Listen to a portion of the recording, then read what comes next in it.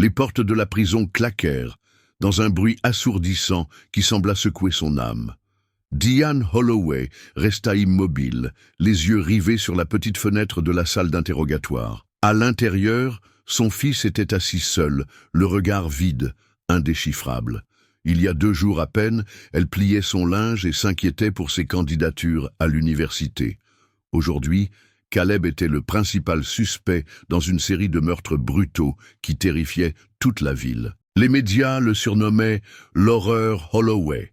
Le détective Marcus Bell observait Diane depuis l'autre côté du couloir. « Vous pensez vraiment qu'il est capable de ça ?» demanda-t-il. Sa voix tremblait. « Je l'ai élevé, seul. Il n'a même jamais été puni. » Dans le silence qui suivit, une seule question la taraudait. Comment n'ai-je rien vu venir? L'écran montre des images.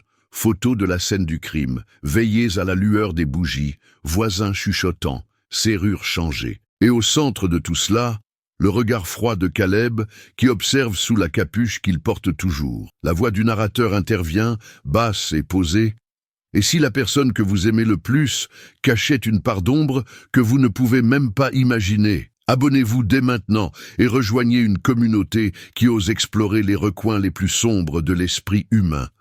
Chaque semaine, de nouvelles affaires, crues, réelles, inoubliables. Ne vous contentez pas de regarder, découvrez. Cliquez sur la cloche pour être le premier à connaître la prochaine vérité effrayante. Ce n'est que le début. » Diane Holloway n'avait jamais prévu d'être mère célibataire. À 23 ans, elle se retrouva seule dans une chambre d'hôpital, berçant un petit garçon de 3 kilos, aux yeux grands ouverts et vitreux. Caleb. Il ne pleurait presque pas. Il se contentait de fixer du regard, silencieux, intense, alerte, d'une manière qui inquiétait les infirmières. Dès le début, Diane s'est consacrée entièrement à son rôle de mère. Elle travaillait 2 fois plus comme serveuse, sautait des repas pour que Caleb ne manque de rien et ne manquait jamais une seule activité scolaire, même lorsqu'elle devait se précipiter directement du travail dans son tablier taché de graisse. Aux yeux du monde extérieur, ils incarnaient la résilience. Diane était le genre de mère qui connaissait tous les amis de Caleb par leur prénom, qui laissait des petits mots dans sa boîte à lunch et qui lui murmurait « Je te protégerai toujours » lorsqu'il faisait des cauchemars. Et Caleb? Il était poli, calme, intelligent. Trop intelligent, diront certains. Ses enseignants louaient ses rédactions et craignaient son regard, imperturbable et calculateur. Il n'aimait pas les bruits forts, ni les câlins, ni que l'on touche à ses affaires. Mais Diane pensait que c'était simplement sa personnalité, réservée, observateur. Un grand penseur, disait-elle à sa sœur au téléphone.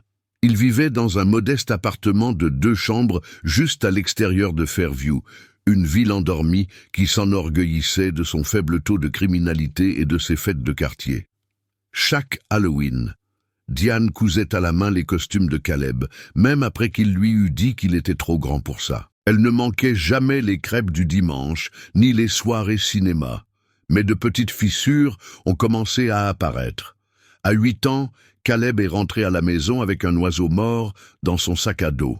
« Je l'ai trouvé », a-t-il dit. « Je voulais l'étudier. » À 10 ans, il a été suspendu pour avoir dessiné des images violentes en classe. Diane a été convoquée et les enseignants inquiets lui ont suggéré une thérapie. Elle a refusé. Il a juste beaucoup d'imagination. Elle ignora les signaux d'alarme, les murmures des autres parents, la distance croissante dans son regard. L'amour, croyait-elle, pouvait tout réparer.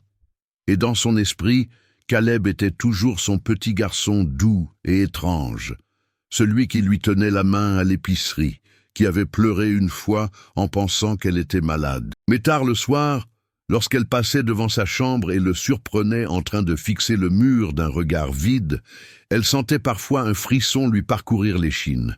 Une seule fois, elle s'était murmuré « Et si quelque chose n'allait pas ?» Puis elle avait rapidement chassé cette pensée. Parce que les mères n'élèvent pas des monstres, n'est-ce pas? Le désir le plus profond de Diane était simple. Élever un homme bien. Ayant elle-même grandi dans un foyer brisé, elle s'était juré que Caleb ne se sentirait jamais rejeté, mal aimé ou invisible. Chaque décision qu'elle prenait, chaque heure qu'elle passait à travailler, chaque sacrifice qu'elle faisait, c'était pour lui. Elle imaginait un avenir où Caleb irait à l'université, deviendrait peut-être médecin, déménagerait peut-être dans une grande ville. « Il est doué », disait-elle à tous ceux qui doutaient de lui. « Il a juste besoin d'un environnement adapté. » Mais tout le monde ne le voyait pas ainsi. À l'âge de 13 ans, les enseignants avaient cessé d'utiliser des mots comme « doué » et avaient commencé à employer des termes tels que « préoccupant ». L'un d'eux disait qu'il avait un détachement affectif. Un autre recommandait une évaluation psychologique. Diane s'y opposait. Pour elle, lui coller une étiquette était le premier pas vers l'échec. Et l'échec n'était pas une option, pas pour son fils. À la maison, Caleb avait commencé à changer de manière subtile et inquiétante. Il passait plus de temps enfermé dans sa chambre et s'intéressait moins à tout ce qu'elle faisait pour lui. Quand elle frappait à sa porte, il l'ouvrait juste assez pour dire « Je vais bien » avant de la refermer. Un jour, elle l'a trouvé en train de dépecer un écureuil dans le jardin. Il portait des gants. Ses outils étaient soigneusement disposés sur un chiffon. Lorsqu'elle a crié, il a levé les yeux calmement et a répondu « Il était déjà mort. Je veux juste voir comment ça marche. » Elle a essayé de rationaliser « Il est curieux. Il veut devenir scientifique. » Mais quelque chose dans son regard sur l'animal lui a donné la nausée. Les incidents se sont multipliés. Le chat d'un voisin disparut. Un autre enfant à l'école accusa Caleb d'avoir mis du verre dans son sandwich. Diane fut à nouveau convoquée et se retrouva face à un panel de conseillers qui semblaient plus effrayés qu'inquiets. Elle le défendit farouchement, accusant l'école de s'en prendre à son fils parce qu'il était différent. « Vous essayez de faire de lui quelqu'un qu'il n'est pas, dit-elle. Il est juste incompris. » Mais en privé, elle commençait à se poser des questions. Tard le soir, elle passait devant sa chambre et n'entendait rien. Pas un bruit, pas un souffle, pas un son. Une fois, elle a ouvert la porte et l'a trouvé assis dans son lit, les yeux grands ouverts, sans cligner des paupières. Il lui a souri. Je réfléchissais. À 15 ans, Caleb a complètement cessé de montrer ses émotions. Il ne se réjouissait plus des anniversaires, ne pleurait plus aux funérailles. Lorsque la sœur de Diane est décédée subitement, il n'a pas versé une larme. Il a assisté aux funérailles, serré des mains, dit ce qu'il fallait, mais son visage était inexpressif. Malgré tout, Diane s'accrochait à l'espoir.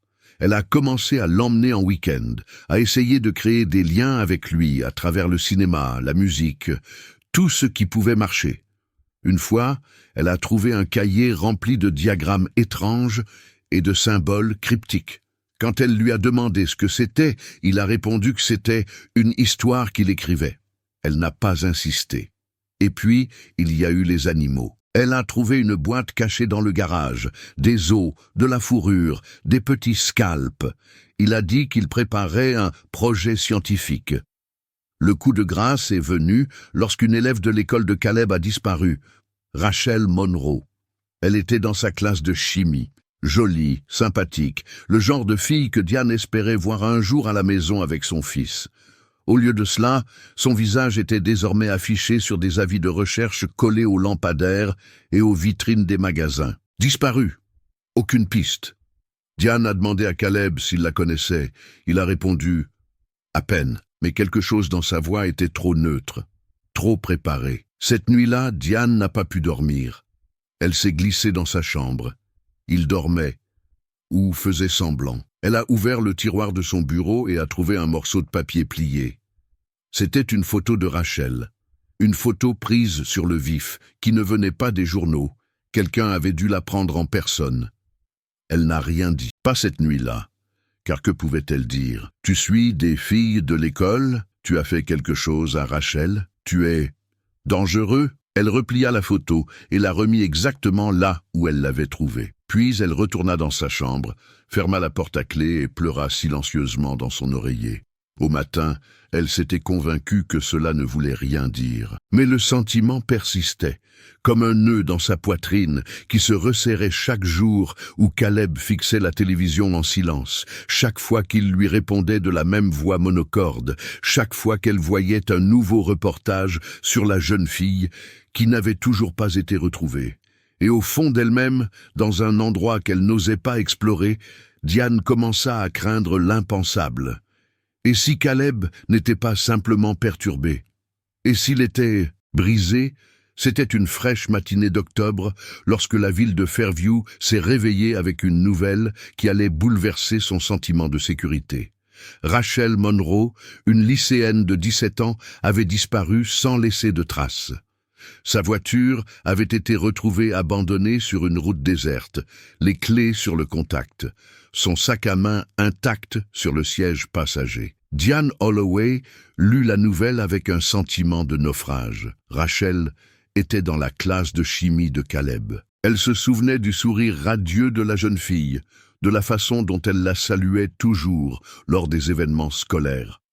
L'esprit de Diane revint à la photo qu'elle avait trouvée dans le tiroir de Caleb, un cliché pris sur le vif de Rachel, qui ne se doutait pas qu'elle était observée. Elle confronta Caleb ce soir-là. « Sais-tu quelque chose au sujet de la disparition de Rachel ?» demanda-t-elle, en essayant de garder une voix calme. Caleb leva les yeux de son livre, le visage impassible. « Non », répondit-il simplement avant de se replonger dans sa lecture. Diane voulait le croire, mais le malaise qui grandissait en elle depuis des années réclamait désormais toute son attention. Au fil des jours et des semaines, les recherches pour retrouver Rachel s'intensifièrent. Des bénévoles ratissaient les bois, des hélicoptères survolaient la région, et des affiches avec le visage de Rachel étaient placardées dans toute la ville. La communauté était sur les nerfs, la peur et la suspicion régnaient dans l'air. Puis, une avancée dans l'affaire. Un randonneur découvrit une tombe peu profonde dans les bois. Le corps était en état de décomposition avancée, mais les empreintes dentaires confirmèrent qu'il s'agissait bien de Rachel. L'autopsie révéla qu'elle avait été étranglée, les mains ligotées, avec un type de corde particulier. La ville était sous le choc. Une cérémonie commémorative fut organisée, des veillées aux chandelles illuminèrent la nuit, et les parents de Rachel réclamèrent justice. Le détective Marcus Bell, un enquêteur chevronné réputé pour résoudre les affaires les plus difficiles, fut chargé de mener l'enquête.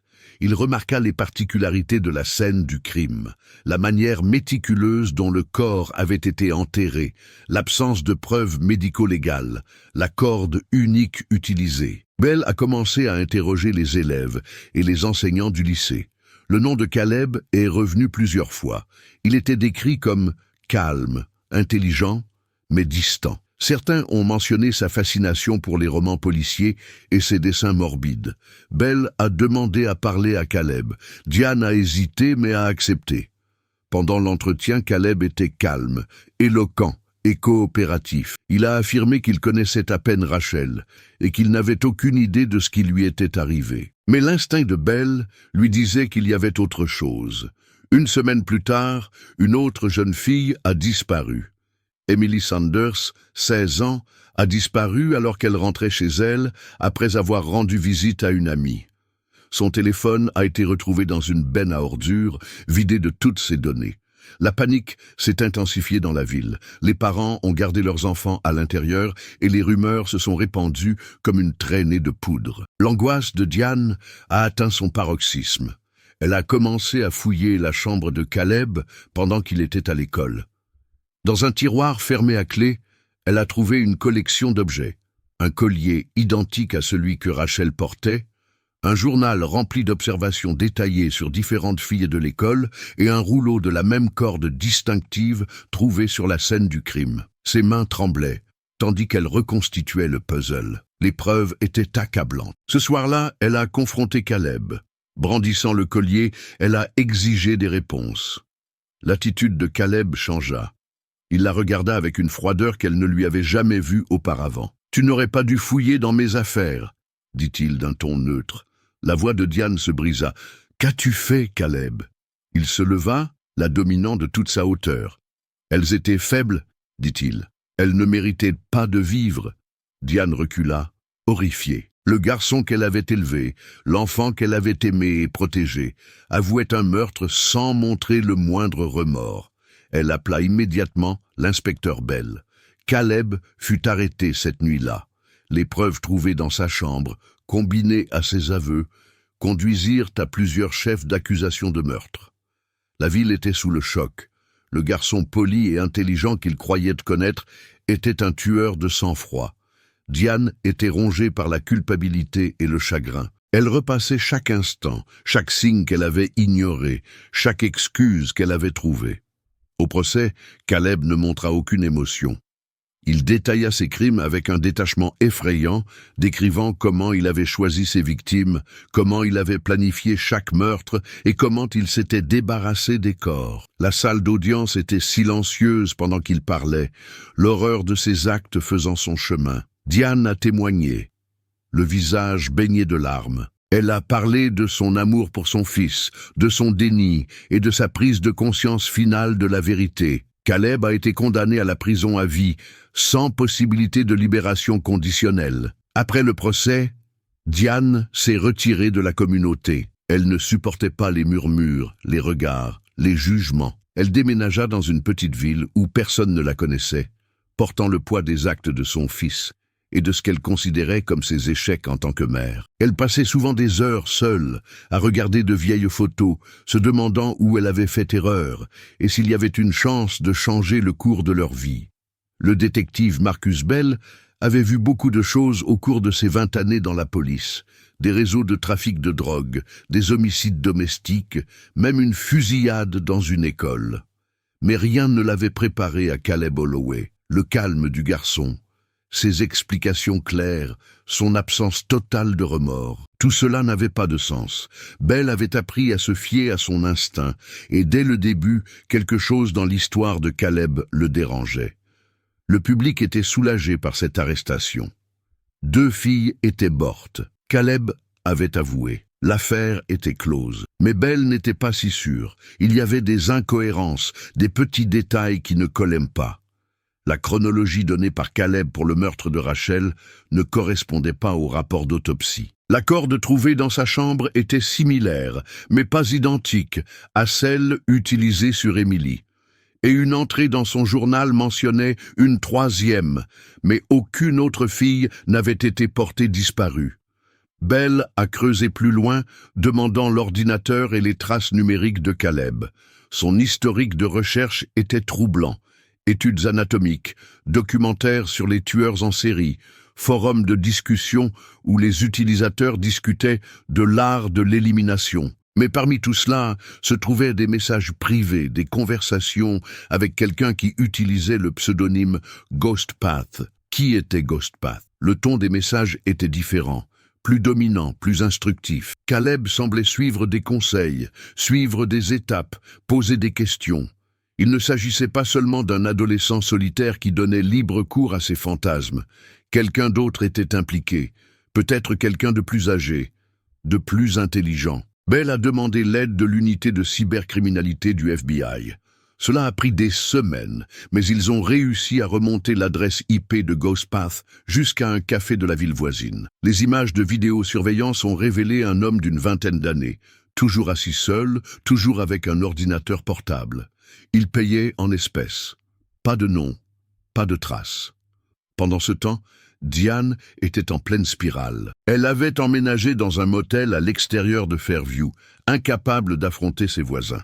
Elle accepta de parler à nouveau à Bell, cette fois sans se défendre ni nier. « Je ne sais pas quand je l'ai perdu », dit-elle doucement. « Peut-être que je ne l'ai jamais eu. » Bell lui posa des questions sur le journal, les dessins, la corde. Elle confirma avoir vu ces objets, mais n'avait pas fait le lien. « A-t-il jamais parlé de quelqu'un en ligne ?» insista Bell. Diane hésita. Une fois, il a mentionné quelqu'un qui s'appelait Jay. Il a dit qu'il parlait de stratégie. J'ai pensé qu'il s'agissait d'un jeu. Jay. Jay pouvait-il être Ghostpath? Bell transmit l'information à la cyberunité. L'homme du café utilisait un VPN, plusieurs pare-feux et des comptes falsifiés. Mais une petite erreur, il s'était connecté à une ancienne adresse email liée à une candidature à l'université, leur permit de découvrir son nom.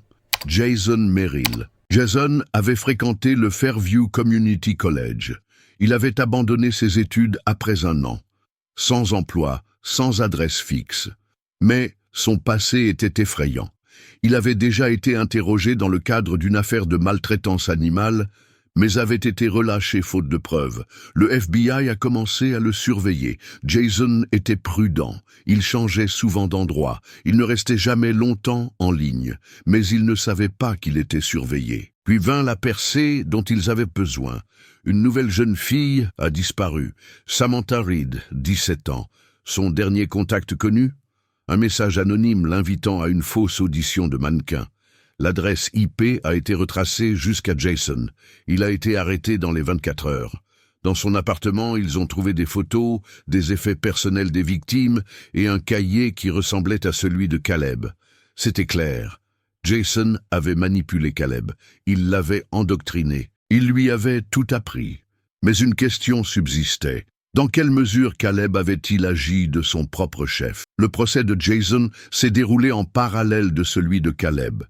Jason a affirmé n'avoir jamais rencontré le garçon en personne, que tout n'était qu'un jeu de rôle, un fantasme. Mais les preuves racontaient une autre histoire.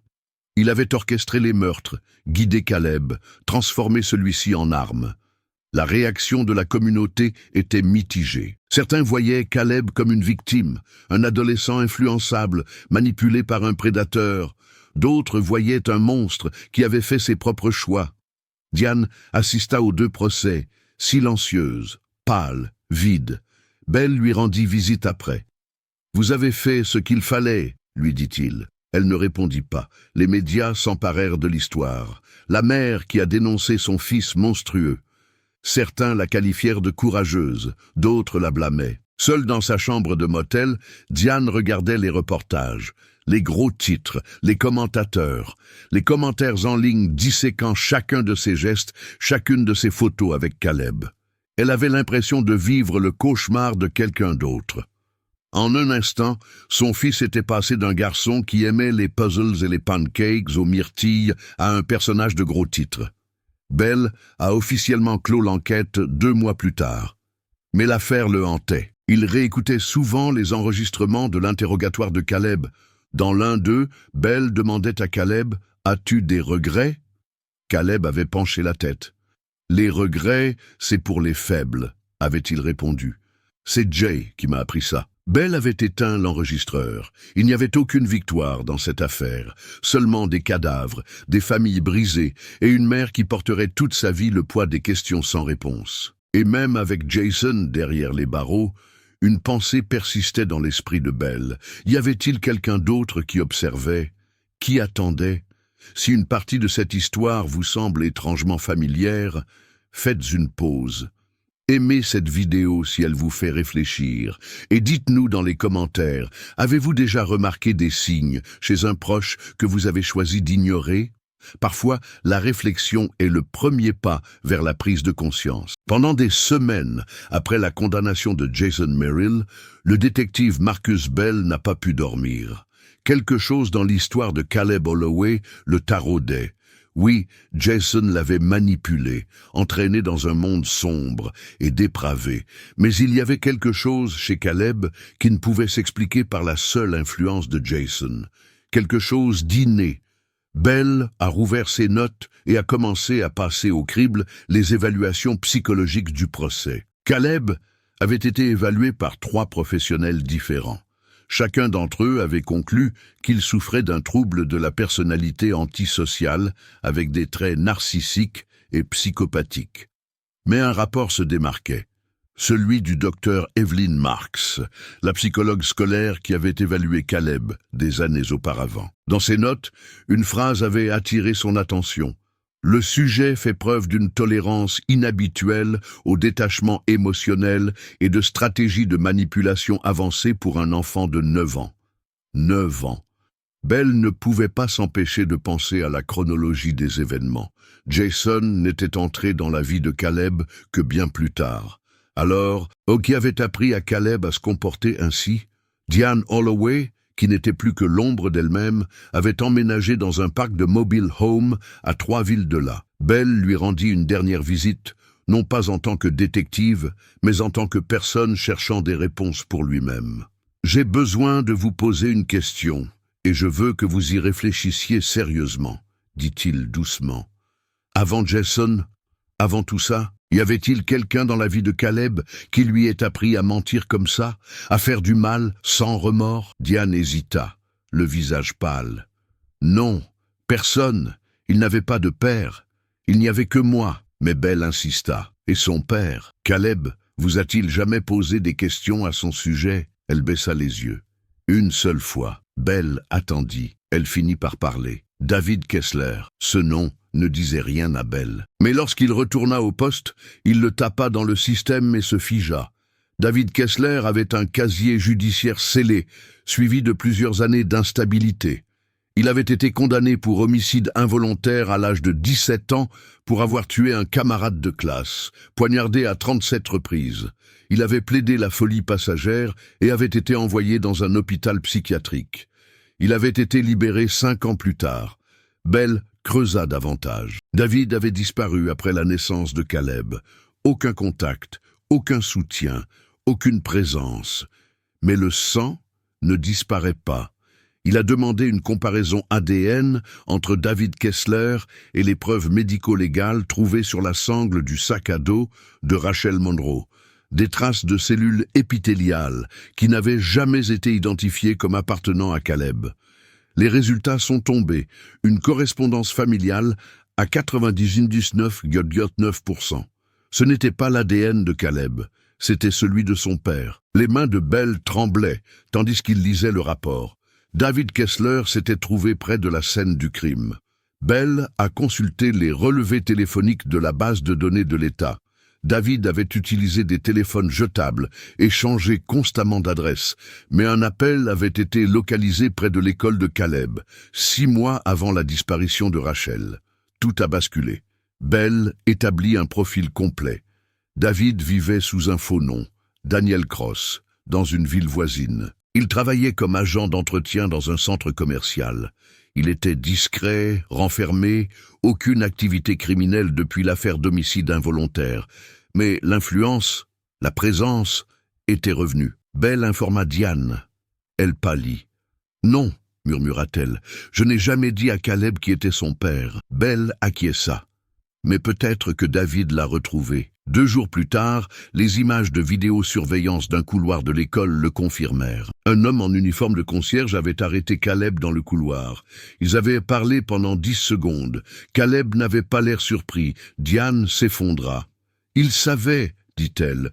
Tout ce temps, il savait. » Belle confronta à nouveau Caleb. Cette fois, il lui montra la photo de David Kessler. Caleb la fixa et sourit. « C'est mon vrai père, » dit-il doucement. « Il me comprend. C'était la dernière pièce du puzzle. » Jason Merrill avait été un mentor. Mais David Kessler, il avait été une figure de l'ombre, planant juste à l'extérieur du monde connu, guidant discrètement l'évolution de Caleb à distance. Belle relia d'autres points. Les premiers meurtres d'animaux, quelques mois seulement après la libération de David. L'augmentation de la violence, coïncidant avec le retour discret de David à Fairview. Mais le pire restait à venir. Une lettre fut trouvée dans le garde-meuble de David. Elle était adressée à Caleb. Elle disait « Mon fils, ils ne te comprendront jamais. Ils essaieront de te changer, de te modeler pour faire de toi quelqu'un que tu n'es pas. Mais tu es parfait, exactement tel que tu es. Ce monde appartient à ceux qui sont assez forts pour voir au-delà des mensonges. Je savais que tu trouverais ta voie, je savais que tu le ressentirais, l'envie, le pouvoir, le silence après. » Ton père Belle lut la lettre 3 fois. Ce n'était pas de la manipulation, c'était un héritage. Caleb n'était pas devenu un tueur par hasard. Il avait été élevé pour le devenir à distance, dans le secret, par une lignée imprégnée de violence et de mystère. La ville de Fairview n'avait rien vu venir. Pendant que la communauté pleurait et que les gros titres disparaissaient des journaux, Belle restait assis dans son bureau, hanté non pas par les actes de Caleb, mais par ce que Diane n'avait jamais su. Certains monstres ne sont pas créés, ils sont hérités. Et dans les espaces sombres entre le silence et le sang, un garçon a trouvé la voie du père qu'il n'avait jamais connue, et l'a suivie jusqu'en enfer. Le procès de David Kessler n'a jamais eu lieu. Avant que les forces de l'ordre ne puissent l'arrêter, il a disparu.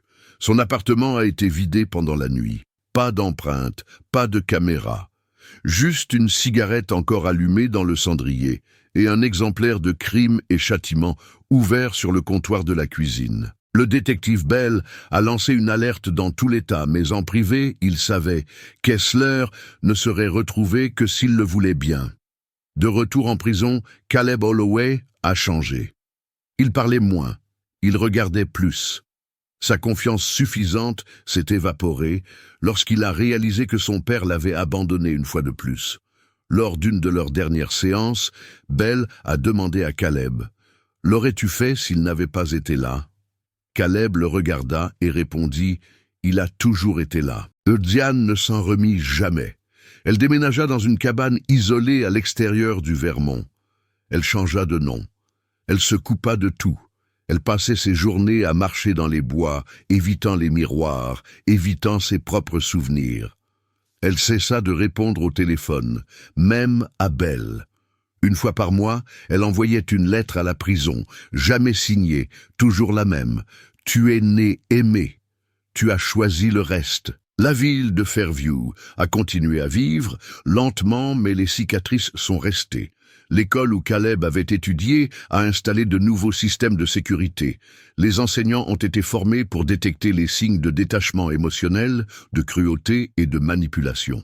Une plaque a été apposée sur un banc près de la bibliothèque de l'école, en l'honneur de Rachel Monroe et Emily Sanders. 2 filles dont la vie a été volée par quelque chose que personne n'a pu nommer à temps. Jason Merrill est mort en prison 3 ans plus tard, poignardé dans la douche par un autre détenu. Personne ne l'a pleuré. Le détective Bell a pris sa retraite, mais l'affaire ne l'a jamais quitté. Il a commencé à enseigner à l'académie de police et, lors de son premier jour de cours, il a dit à ses élèves « Le mal ne porte pas toujours un masque. Parfois, il vous appelle maman. » Il pensait souvent à Diane, non pas avec jugement, mais avec un chagrin si profond qu'il ressemblait à de la culpabilité. Elle avait aimé son fils de toute son âme, mais parfois, l'amour ne suffit pas à arrêter les ténèbres. Et c'est la question qui restait dans l'esprit de tous ceux qui avaient entendu l'histoire de Caleb Holloway. A-t-il été créé ou est-il né ainsi? Comment concilier l'idée terrifiante que les monstres ne proviennent pas nécessairement de foyers brisés ou de médias violents, mais de l'intérieur de nous-mêmes? Peut-on reprocher à une mère de ne pas avoir vu ce que personne d'autre ne pouvait voir? Et que se passe-t-il lorsque la personne que vous avez élevée devient quelqu'un dont le monde doit être protégé? Diane Holloway n'avait pas l'intention de créer un psychopathe. Elle voulait élever un enfant. Mais la vie, le sang et le silence ont fait le reste. Et quelque part, David Kessler respire librement, fantôme du système, père qui n'a pas légué la sagesse, mais la mort. Au final, cette histoire ne parle pas du mal, elle parle de l'aveuglement. Et du prix terrible à payer quand on aime quelqu'un trop fort pour le voir tel qu'il est vraiment. Si vous étiez Diane, qu'auriez-vous fait? Auriez-vous vu les signes plus tôt? Auriez-vous appelé la police? Ou l'amour vous aurait-il aussi aveuglé? Cette histoire ne parle pas seulement d'une mère et d'un monstre. Elle parle de la possibilité terrifiante que nous ne connaissions jamais vraiment les personnes que nous aimons, que l'obscurité peut grandir tranquillement, patiemment, sous notre toit, déguisée en silence, en solitude, en génie. Maintenant, j'aimerais connaître votre avis. Pensez-vous que Caleb était victime de l'influence de son père? Ou était-ce simplement une excuse commode pour un tueur qui savait exactement ce qu'il faisait? Diane était-elle coupable de déni? Ou simplement une mère qui essayait de croire en son fils? Dites-moi tout dans les commentaires ci-dessous, vos théories, vos réflexions, vos émotions. Parlons-en. Et si des histoires comme celle-ci vous touchent, vous choquent et vous font réfléchir à 2 fois sur le monde dans lequel nous vivons, abonnez-vous à la chaîne. Cliquez sur la cloche pour ne jamais manquer une nouvelle affaire qui pourrait se dérouler plus près de chez vous que vous ne le pensez. Et partagez cette vidéo, parce que quelqu'un, quelque part, pourrait avoir besoin de l'entendre. Après tout, et si le prochain Caleb était en train de grandir dans la maison de quelqu'un en ce moment même?